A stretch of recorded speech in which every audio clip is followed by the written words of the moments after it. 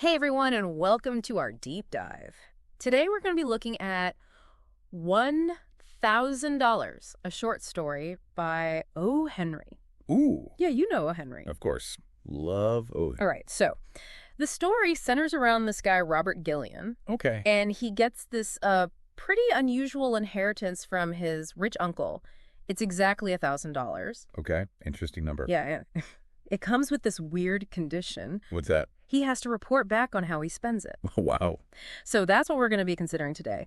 What would you do with $1,000? Knowing someone was going to be like looking over your shoulder, judging your choices. Yeah, that's a really good question. I think what's so cool about this story is like how O. Henry uses this, seemingly simple idea to like explore like the psychology of wealth. Yeah. And how it like, influences like our choices. $1,000 for someone like Gillian who's used to, a life of privilege. It's an awkward sum, really. Yeah. Not life-changing, but Right.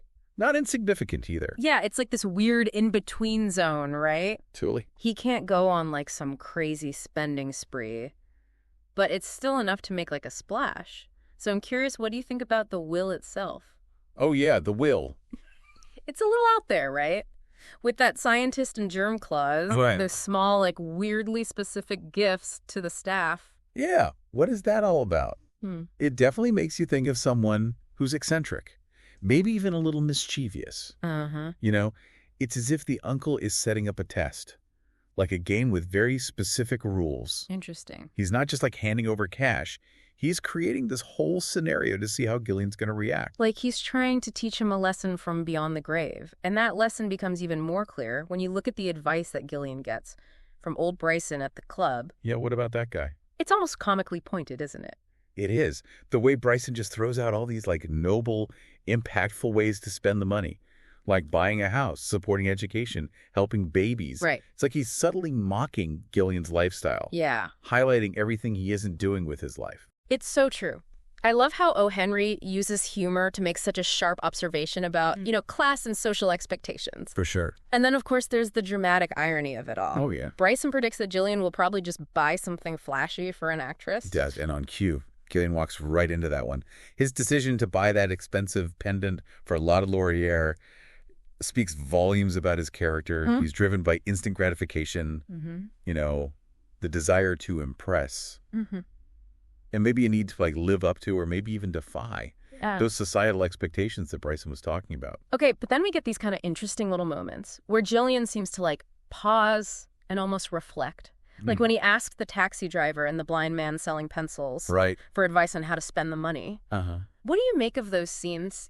Is he genuinely looking for guidance?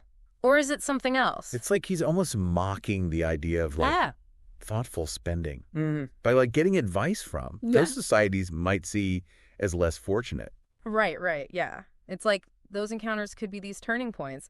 He's standing at this crossroads and there's this part of him that's like tempted to take a different path.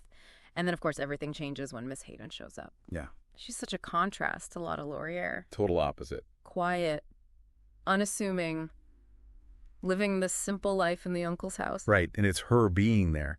That seems to change Gillian suddenly. We see this declaration of love out of the blue. Is it real? Yeah. Or is it another one of his impulsive acts? Yeah. Maybe to impress or even manipulate. Especially with the codicil coming out. Oh, yeah. The whole thing becomes even more suspect. O. Henry throws this giant wrench in things, and suddenly everything we thought about the story gets flipped. It's classic O. Henry. His twist endings are amazing. It's not just the surprise. It makes you think about everything that came before. Right. In this case, that codicil. That secret clause about the inheritance. It has a whole new layer to Gillian's choices. Because now it's not just about how he spends the $1,000. It's about what kind of person he wants to be. Yeah. Does he want the $50,000? Even if it means maybe hurting Miss Hayden. Or will he choose something different? And this is where O. Henry uses this literary technique called foreshadowing. Oh, really? There are all these little hints in the story. Like those moments when Gillian's kind of empathetic, his talks with the taxi driver and the blind man, it all points to this like inner struggle he's having between what he wants and maybe changing for the better. I never noticed that before. Those little scenes were setting us up for the choice he has to make. Right. So walk us through it. How does O. Henry build up to that crazy ending? Okay, so first we see Gillian thinking about what the codicil means. He doesn't just go for the $50,000 right away. Okay. He goes back to Miss Hayting, offers her the $1,000, tells her it's something extra from his uncle. It's all calculated, though, right? It is. Like he's already planning his next move. Exactly. Figuring out how to work the situation. He even tells her to count it, knowing she trusts him and won't question him. Right. And then there's that note he writes, all dramatic, saying she's the best woman ever, knowing the lawyers will see it. He's trying to control how it all looks. Totally. Like he's playing the selfless lover. And then, just when we think he's going to get that $50,000, he does something totally unexpected. He rips up the note and lies about how he spent the money. When he says he lost it all at the races, that's just genius. Henry takes us on this ride. Leading us one way and then, bam, different direction. That's what makes it so good. So we're at the end, and Gillian's blown his chance at the fortune right. Seems that way. He looks dumb, reckless even, but I keep thinking about him whistling as he walks out of the lawyer's office. It's almost too happy, don't you think? That's what O. Henry leaves us with, that question. Was he relieved because he did something good, or is he like some mastermind who just pulled off a huge trick? And that's what makes it so good. We have to figure it out ourselves. What would we have done? It makes you think about yourself. Are we really selfless, or are we always looking out for number one? And what about the money? The $1,000. It's like a symbol, right? Totally. It's not just about the cash. It shows us who Gillian really is. It's only when he might lose way more that the $1,000 actually matters to him.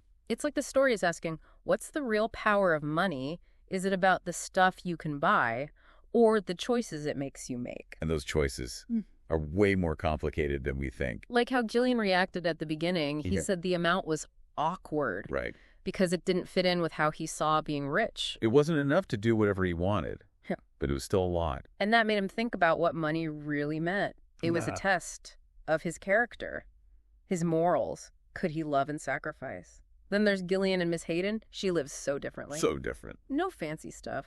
Was O. Henry doing that on purpose? Definitely. She's simple, honest, strong in a quiet way, totally opposite to Gillian's world. All that extravagance, fakeness. And that's where the story gets deep. What's real happiness? What's a good life? Yeah. So as we wrap this up, what are you thinking about? What really stuck with me is that every story, every time people interact, there's something deeper going on. Odella Henry doesn't tell us the answers. He wants us to ask the hard questions, look past what we see, think about how our choices affect things. That's what makes this a classic. It's not just a fun story with a twist. It shows us who we are and how we act when we're tempted, faced with love, and money always being there. So as you go about your day, think about it. What would you do with $1,000? And what would it say about you?